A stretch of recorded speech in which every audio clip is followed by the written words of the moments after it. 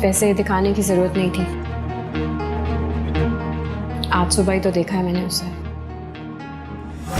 आखिरी बार। आखिरी बार मतलब? सॉरी, मैं ऐसे ही। आपने बताया नहीं कि ये बेटी को क्या हुआ है?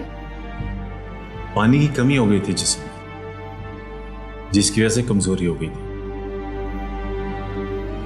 इसमें मैंने सिरप लिख दी है। आप बस एक काम कीजिएगा, बच्ची को अपनी फीड के साथ साथ ये दूध भी पिलाइए जो लिखा है इसमें। डॉक्टर साहब, ये दूध कितने का आ जाएगा? ये 1200 से 1500 का होगा।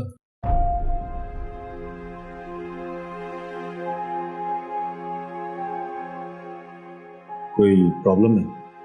नहीं, प्रॉब्लम तो नहीं है। वो मेरी अम्मी आ रही थी पीछे, पता नहीं अभी तक पहुंची नहीं है।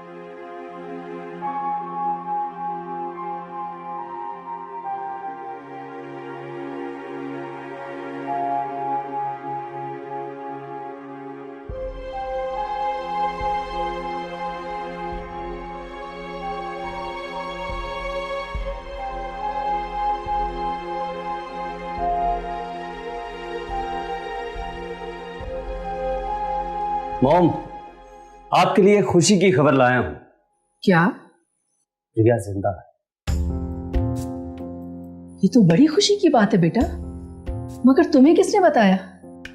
फलीहा ने। चलो अच्छा है, अब फरीशा का शौहर भी रिहा हो जाए। मॉम, मैंने सोचा है कि रिया को यहाँ ले आऊं। जैसा तुम्हें अच्छा लगे बेटा। मेरी लड़ाई तो तुम्हारे पापा से थी, अब जब वही नहीं रहे तो लड़ाई कैसी? चलो तुम फ्रेश हो जाओ, मैं तुम्हारे लिए चाय लाती हूँ। Thank you. मॉम प्लीज साथ पकोड़े और चिप्स भी बना ले। अच्छा ठीक है, मैं लाती हूँ। Thank you. इसमें मैंने मेडिसिन लिख दी है, आप रिसेप्शन पे जाके ये दिखा के मेडिसिन ले लें। ओ ले ले ले ले ले ले। Bye bye.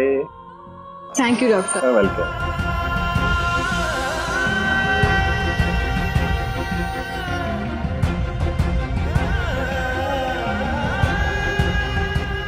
सॉरी, वो जी मुझे बस आपसे पूछना था, ये आंटी बुशरा और मारिया लोग ये कहाँ है? घर खुला है लेकिन अंदर कोई भी नहीं है, पूरा घर खाली है। वो मारिया की बेटी की तबीयत खराब हो गई थी तो उसको लेके डॉक्टर के पास गए। कौन से डॉक्टर पे लेकर गई है? पता नहीं बेटा, जहाँ पे मुफ्त इलाज होता होगा वहाँ दिखा लेंगी। Thank you.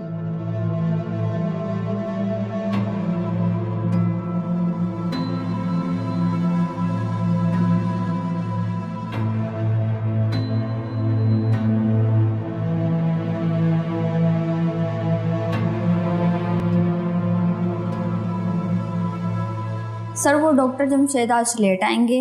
सर एक इमरजेंसी पेशेंट आया, उसकी हालत बहुत सीरियस है। ओके, मैं देख लेता हूँ।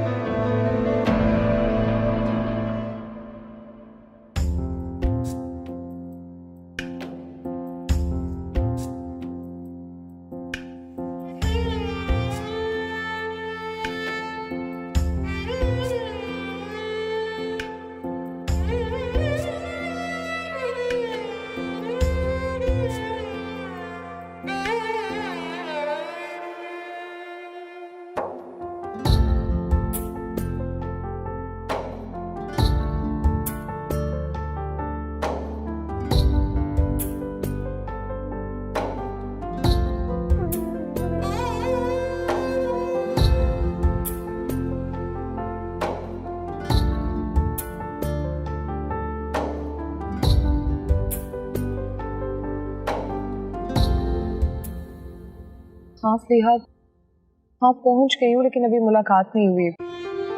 हाँ वो कोई बता रहा था कि उनकी बेटी की तबीयत ठीक नहीं थी, उसे हॉस्पिटल लेकर गए हैं। फलीहा मेरे ख्याल से कोई आ रहा है, मैं करती हूँ तुमसे बात। Okay bye bye.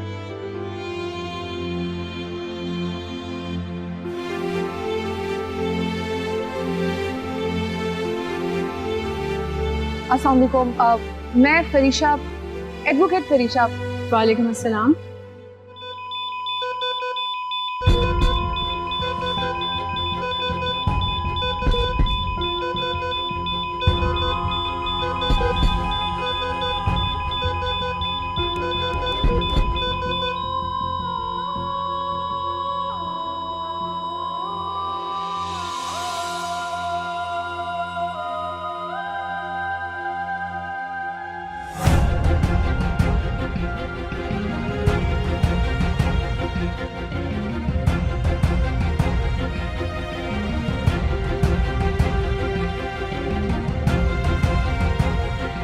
इनके साथ कौन आया? सर वो बाहर खड़े हैं। सॉरी मुझे आने में देर हो गई, वो आपकी अम्मी ने मुझे। आप आइए, अंदर आइए।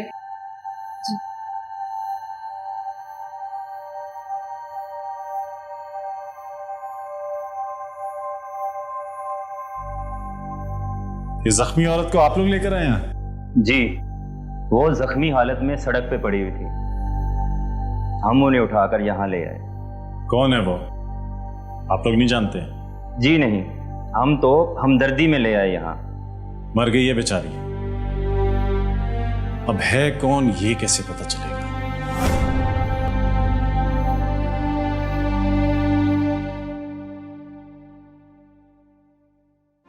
ये केस तो शुरू होने से पहले ही खत्म हो गया, ऊपर से तकदीर का करना देखे। केस भी उसी को दिया जो। आप प्लीज मुझे गलत मत समझो, इन्हें मुझे डॉक्यूमेंट्स दिए थे लेकिन मैं पढ़ ही ना सकी। जब से पता चला है कि मेरी बहन जिंदा है तो उस रिश्ते की ज्यादा कदर करो। काश हम शुरू दिन से ही जिंदा रिश्तों की कदर करें।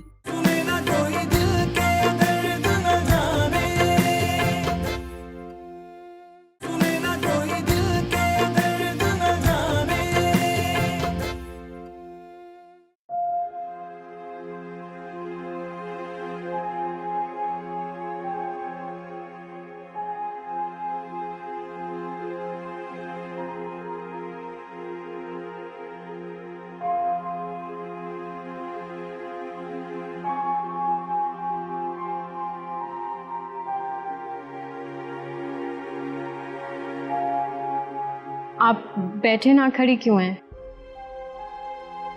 ये पानी फिल्टर का है, अच्छी कंपनी का। ये बात है।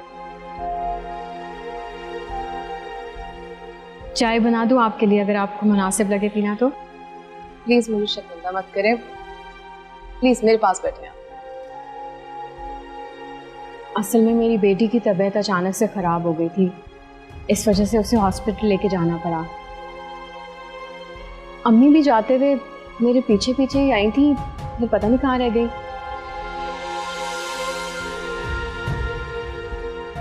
वो थक जल्दी जाती है ना। वैसे भी कहते हैं कि बेटियों के दुख का बोझ वालिदैन को थका देता है।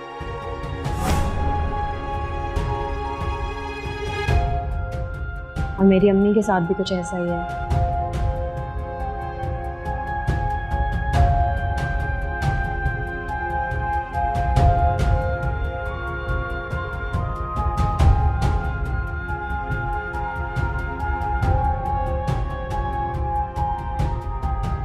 बहुत देर कर दी ना मैंने आने में। शायद अभी हमारी फोन पे बात हो रही होती।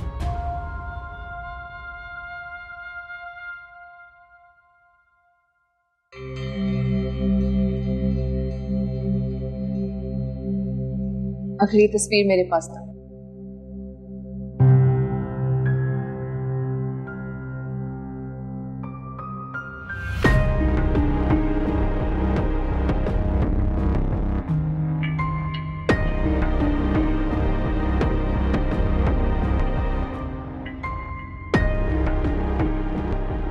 पुरानी है ये।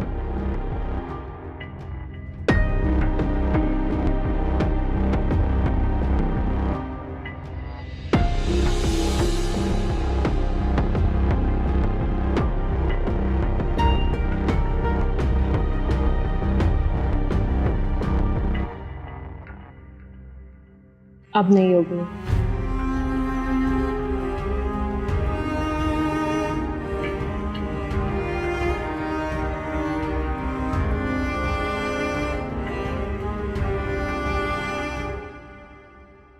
ये मेरी तस्वीर है।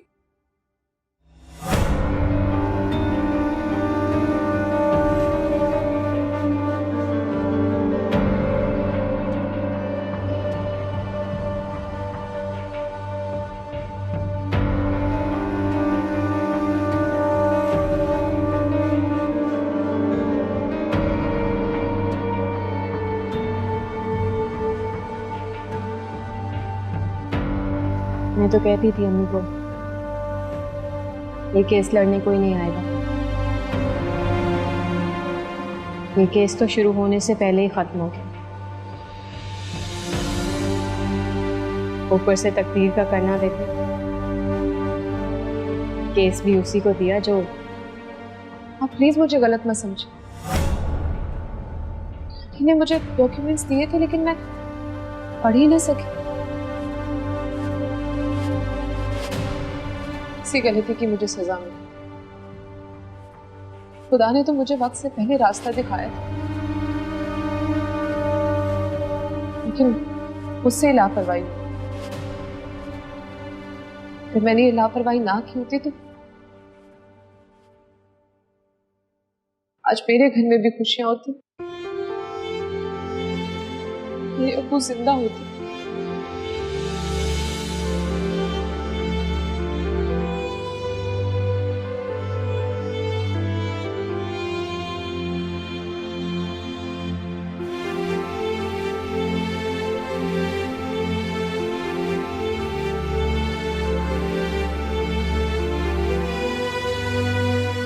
जरीना आंटी, खाना कब तक तैयार हो जाएगा? खाला आने वाली है। बस चावल दम पे लगाए हैं, उनके आने तक खाना तैयार हो जाए।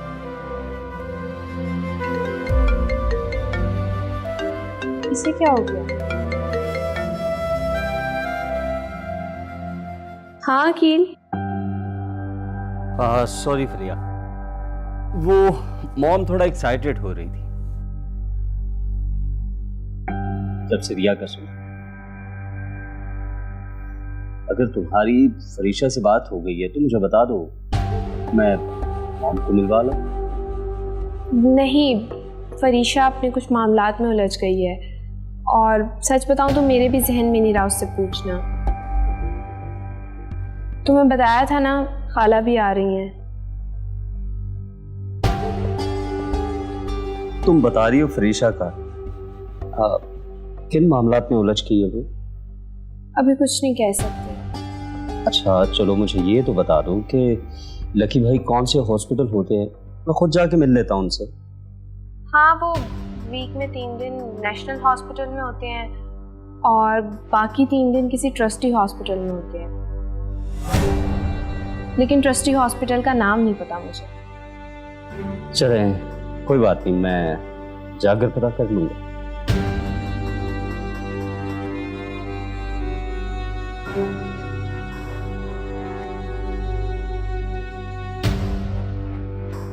लगता है बहन से मिलने के लिए तुम ज्यादा बेताब हो, और नाम मेरा लगा रहे हो।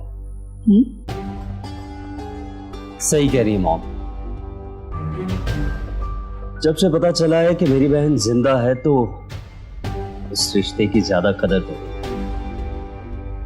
काश हम शुरू दिन से ही जिंदा रिश्तों की कदर करें। अच्छा, वो फरीहा बता रही थी कि उसकी खाला आ रही है। जहां तक मुझे याद है वो तो अपना मरना जीना खत्म करके गई थी। लगता है कि उसे भी रिश्तों की कदर का पता लग गया, तभी तो वापस आ रही है।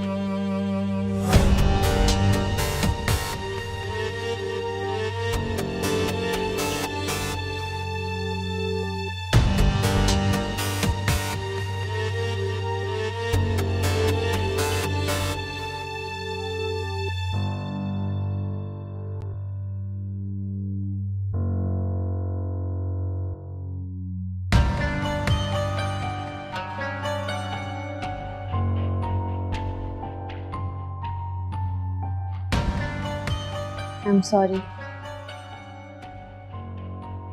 मुझे नहीं पता था कि आपकी कहानी भी मेरी कहानी से जा मिली।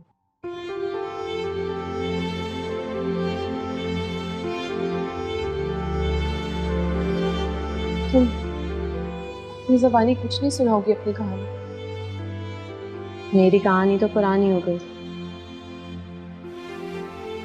आपकी तो अभी चल रही है।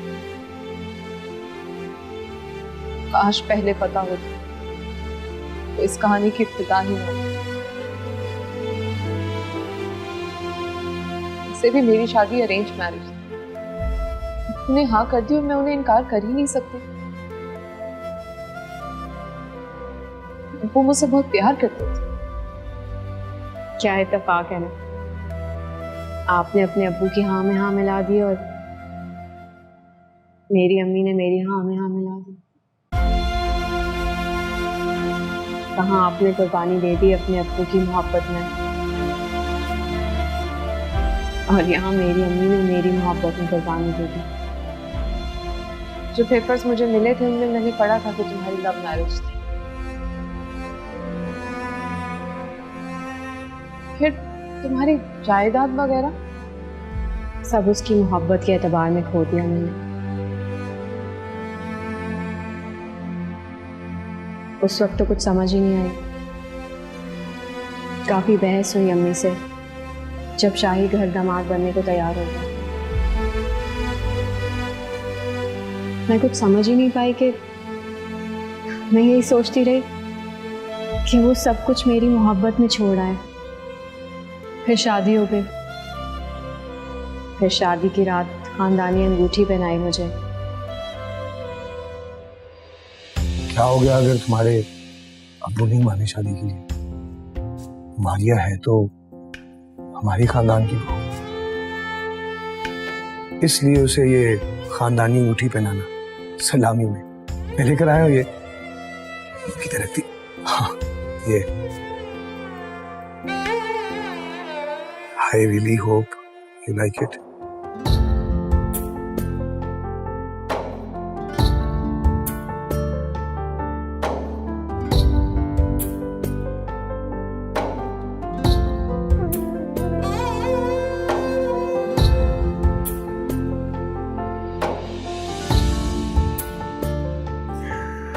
और अगली ही सुबह वो अंगूठी उतार के मुझे उसकी माँ को वापस करनी पड़ी। ये ले। अच्छा बेटा, तुमने पहली दफा मुझसे कुछ मांगा है। अच्छा तो नहीं लग रहा, लेकिन तुम इनकार भी नहीं कर सकती। जीती रहो।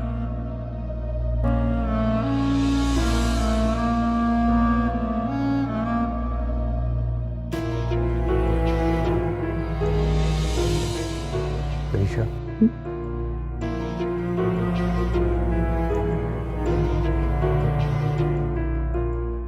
ये हमारी खानदानी अंगूठी है। इस घर में आने वाली हर दुल्हन को पहनाई जाती है।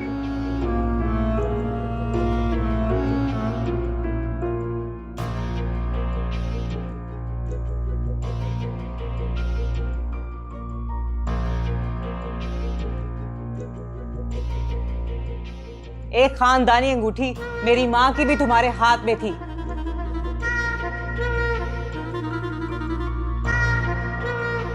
ये रही वो आपकी खानदानी अंगूठी।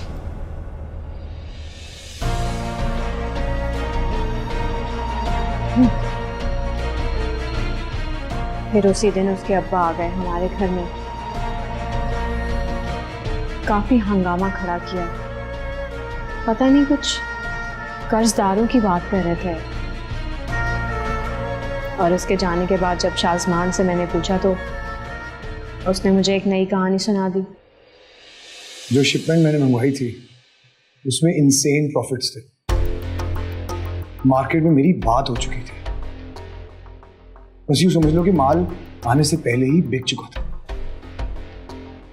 बस डिलीवरी देनी थी और पैसे लेने थे। लेकिन गवर्नमेंट ने वो कमोडिटी ही बैन कर दी। बहुत नुकसान हो गया, बर्बाद हो गया। और ये कौन लोग हैं जिनसे कर्जा लिया तुमने? अच्छे लोग।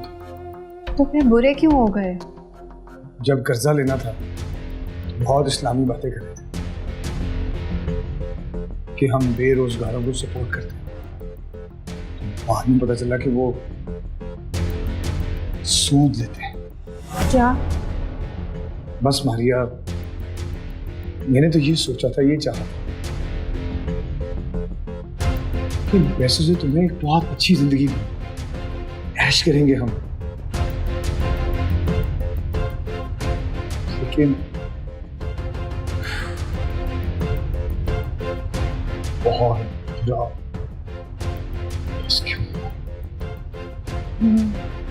लॉस भी तो इसीलिए हुआ कि सूद के पैसे बिजनेस में लगाए थे। सही कह रही हो तुम। अल्लाह और उसके रसूल के साथ कोई जंग जीत भी नहीं सकता। लेकिन अब मैं क्या करूं? अब मैं कुछ कर भी नहीं सकता। और ये मारिया, मैं तुम्हें किसी हाल में खोना नहीं चाहता। अगर मुझे कुछ हो गया तो? कुछ भी नहीं होगा तुम्हें। थोड़े थोड़े करके हम वापस कर देंगे पैसे। लेकिन तुम साफ साफ बोलना उनसे कि हम इंटरेस्ट नहीं देंगे। कल जाकर बात करता हूँ उनसे। मारिया, तुम ना होगी तो मैं मर जाती। तुम कितनी अच्छी हो। परेशान ना हो, इंशाल्लाह सब ठीक हो जाएगा। I love you so much.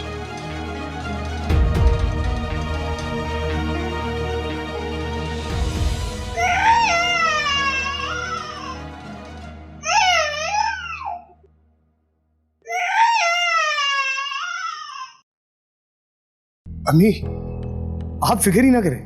सिर्फ 1-2 सालों में मैं आपको उससे बड़ा बंगला दिलवाऊंगा।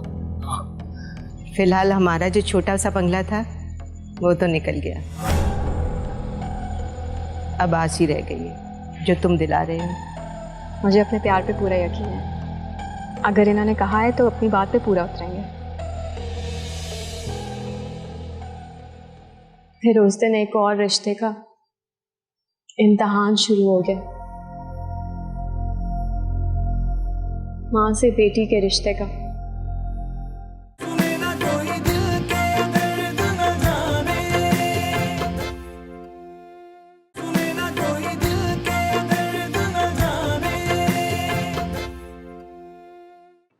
तुम्हें जरा भी शक नहीं हुआ?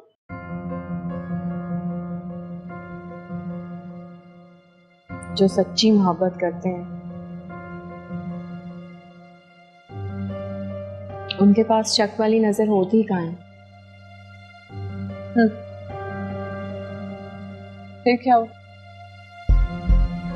सुबह हुई तो वो उन लोगों से मिलने चला गया। वक्त गुजरता जा रहा था और मेरी परेशानी बढ़ती जा रही थी। मुझे देख देख कर मेरी अम्मी परेशान होती जा रही थी। सुबह से रात हुई और अचानक घर का दरवाजा खुला।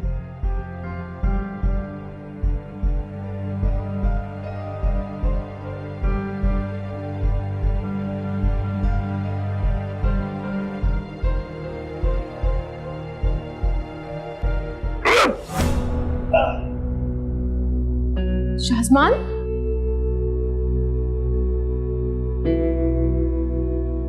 ये क्या बदतमीजी है?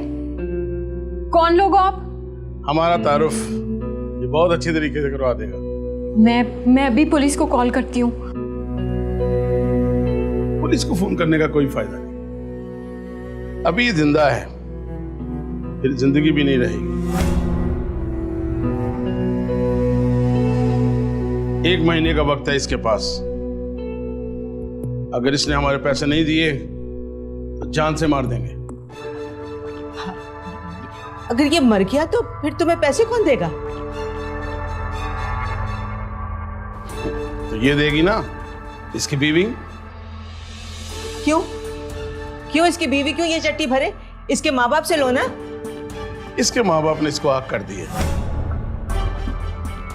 क्या?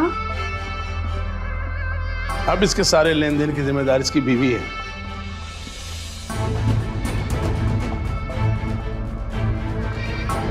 जिसके लिए इसने कर्जा लेके बिजनेस करना था। 1 महीना, याद रखना। थोड़े थोड़े करके पैसे दे देंगे। कितने थोड़े थोड़े करके दे दें? 75,000 रुपया हर महीने इंटरेस्ट है। क्या?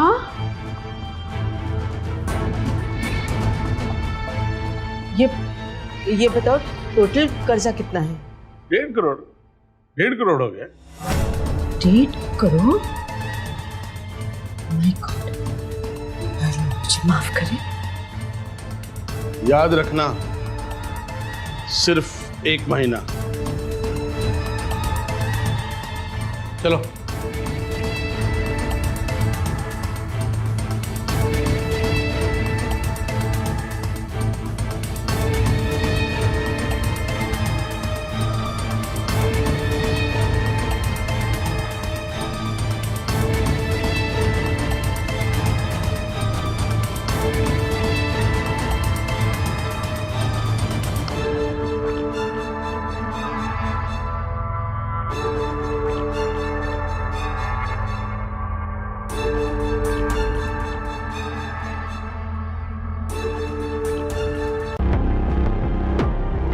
एक मिनट। एक किरदार आया जो उसको सूद पर पैसे देने वाला था और वो शाही को जान से मार देना चाहता था। मारा था उन्होंने और तुम डर गई। तब ऐसी थी मैं, उसके मरने का सोचकर भी डर लगता था मुझे। उन्होंने 1 महीने की मोहलत दी और तुम्हारी अम्मी ने कहा भी कि उसके वालिदैन से पैसे ले लो। उन्होंने ये कह के बात खत्म कर दी कि शाहजमान के वालिद ने उसे आग कर दिया जाएगा।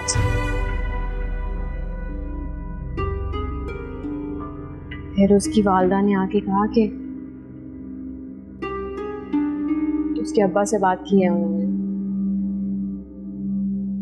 उनका ये कहना था कि जिसको सुख देने के लिए इसने ये सारे कर्ज लिए हैं, वही सारे कर्ज उतारे।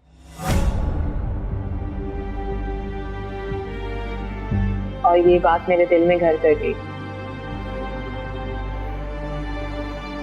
परेशानी बहुत बढ़ने लगी थी। शाहजमान भी बहुत परेशान रहने लगा था। मुझे हर दूसरी बात पे कहता था कि मैं तुम्हें खोना नहीं चाहता। वो इतने यकीन से झूठ बोल रहा था कि मुझे भी सच गुमान होने लगा।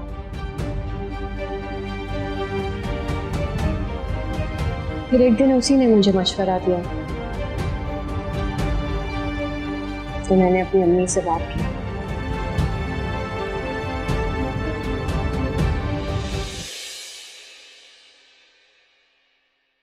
फिर उस दिन एक और रिश्ते का इम्तिहान शुरू हो गया। माँ से बेटी के रिश्ते का।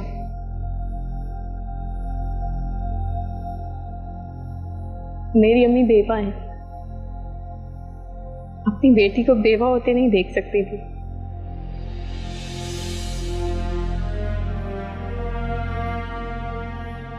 इसलिए हम वो घर बेच के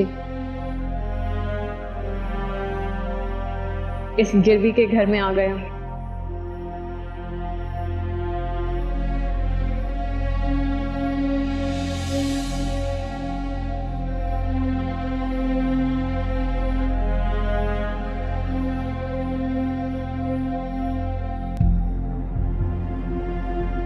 मारिया, हम यहाँ रहेंगे?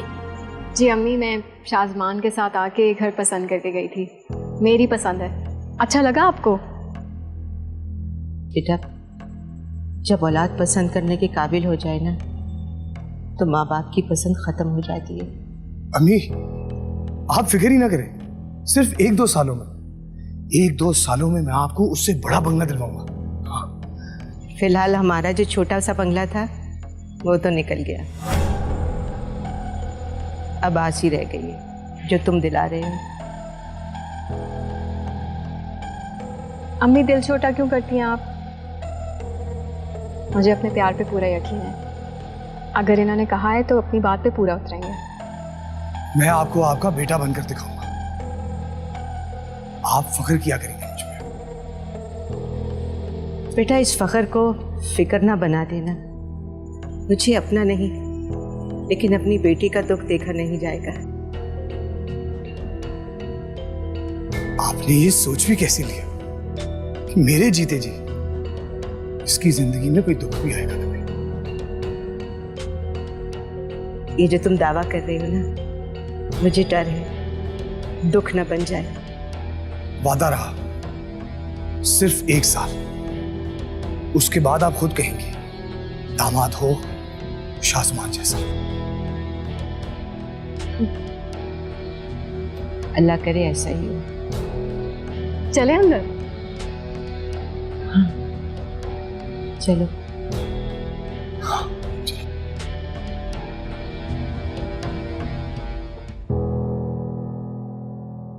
लाओ दो, मैं वॉश कर देती हूँ। नहीं नहीं, मैं कर लेती हूँ। फिर दूध भी गर्म करना है, पता नहीं कब इसे भूख लग जाए।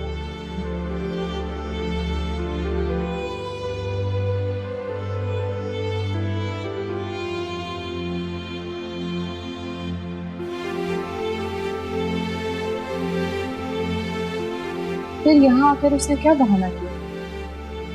सुबह काम की तलाश में जाता था और रात को वापस आता था। गाड़ी भी बेच दी उसने।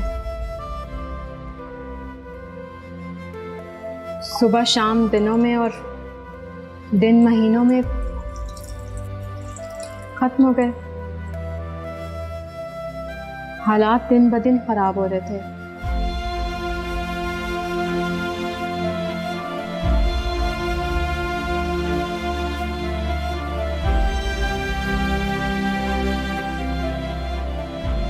एक महीना हो गया। सुबह तैयार होके जाते हो और शाम को वापस आते हो।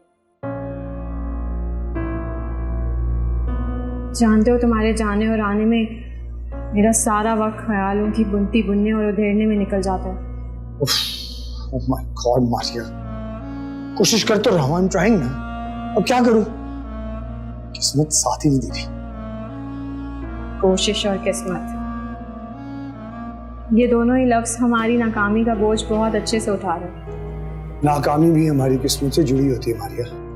और किस्मत किससे जुड़ी होती है? और किस्मत किससे जुड़ी होती है? रिस्क किसकी किस्मत से आता है जानती हो तुम?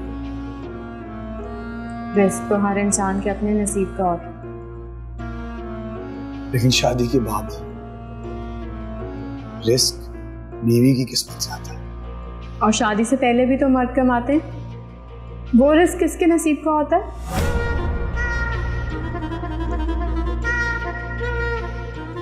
अगर ऐसी बात है तो मैं सच मान लूं कि रिस्क बीवी के नसीब का होता है, तो कहने वाले ये भी तो कहते हैं कि औलाद मर्द के नसीब की होती है।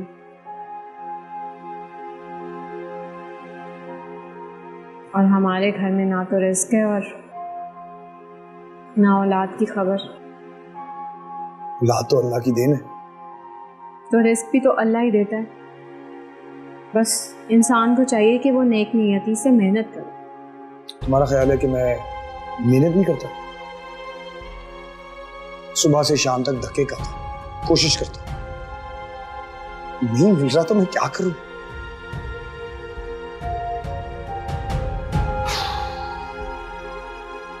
जा रहा हूं मैं।